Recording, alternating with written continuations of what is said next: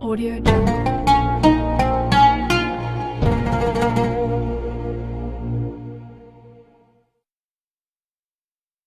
Dapat ilmu baru nih ya. Ada sedekah mentok, ada orang sudah mentok baru sedekah gitu ya. Ya, jadi saya berikan rumusan Qur'annya. Sebetulnya itu standar. Yang paling standar di dalam ujian Allah kepada manusia supaya ada nilai rasa dalam diri kita bahwa kita itu punya Allah. Itu poin tertingginya. Nah, biasanya pada titik-titik tertentu oleh Allah itu dihilangkan semua potensi-potensi dari makhluk sehingga kita bisa merasakan kenikmatan langsung untuk berinteraksi dan mendapatkan anugerah dari Allah. Itu titik tertingginya. Sambil contoh begini. Nabi Zakaria itu yang paling viral di Al-Quran, salah satunya divonis oleh manusia tidak akan mungkin punya keturunan. Secara klinis mustahil karena istrinya divonis monofus dan mandul.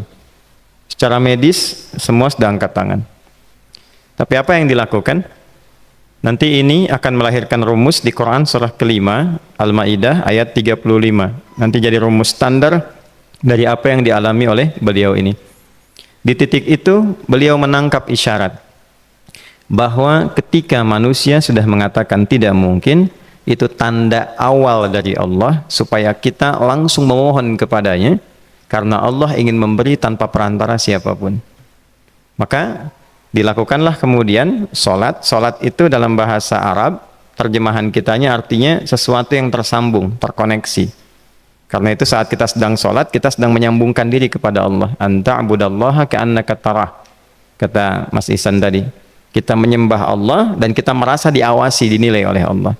Maka dalam sholat itu beliau meminta, ya, permintaannya viral. Qala rabbi habli min ladunka dzurriyyatan thayyibah innaka sami'ud du'a. Bahasa bebasnya begini, ya Allah, semua memvonis aku tidak akan mungkin punya keturunan. Sekarang aku memohon kepadamu saja yang tidak punya batas dalam pemberian. Nah, sebelum ke sedekah dengan harta, Allah mengajarkan dulu sedekahlah dengan tubuh kita. Karena tidak semua orang boleh jadi memiliki harta, tapi semua orang punya potensi untuk menggerakkan tenaganya untuk meminta. Oleh karena itu diletakkan sebelum harta itu solat. Kenapa rukun Islam yang kedua solat, selanjutnya zakat? Karena tidak semua orang bisa mengeluarkan harta. Kalau tidak ada satu pun mentok di harta, maka gunakan tubuh kita untuk menunaikan solat. Itu rumus Nabi Zakaria. Maka beliau tunaikan di mihrabnya Maryam, minta ke Allah. Rumus kedua, sebut nama Allah Asmaul Husna sesuai kebutuhan kita. Jadi nggak harus 99. Misal, ini mau menuntut ilmu, sekolah, sebut ya Allah ya Alim, pemilik ilmu.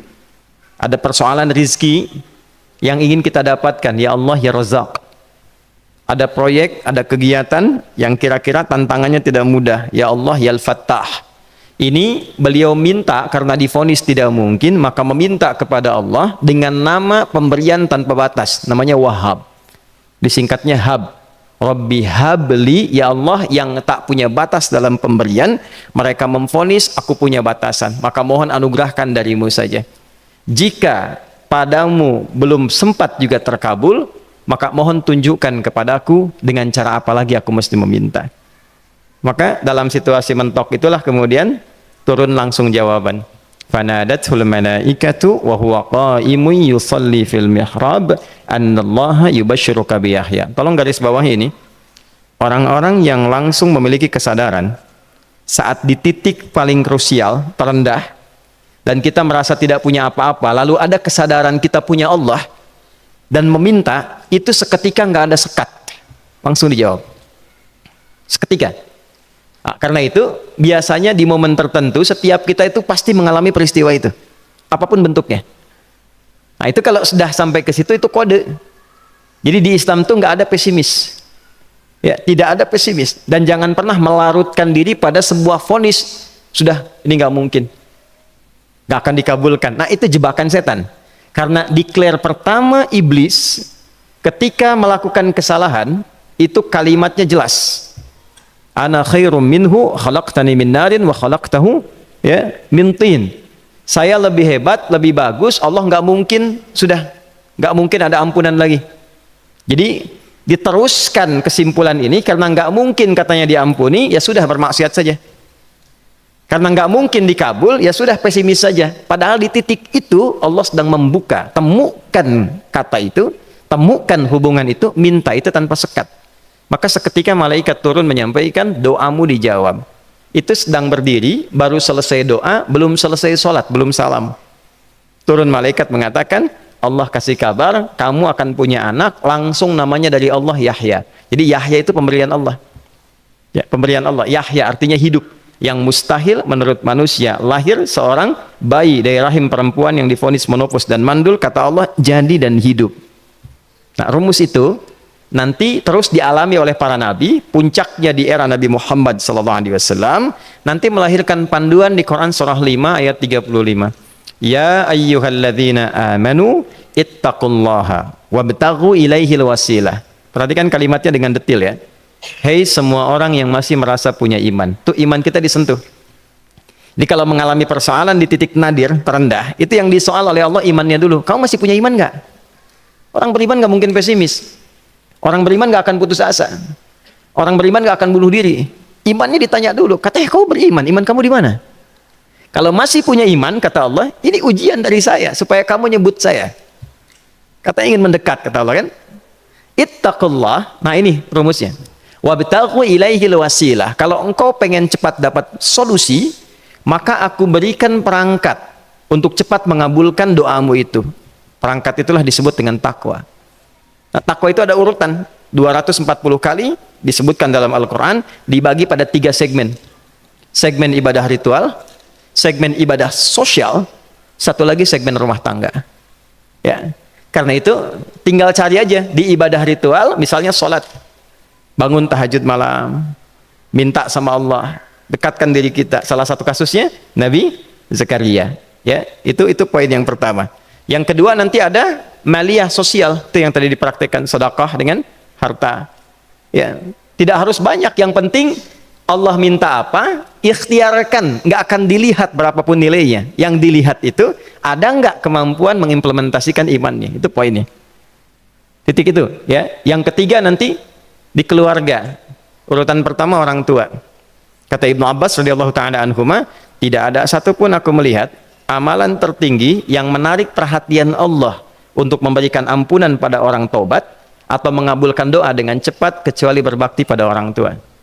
Dan kisahnya viral sekali di Al-Bukhari, 3 orang terjebak dalam gua, kemudian tertutup batu besar karena berteduh hujan, tapi tertutup batu besar.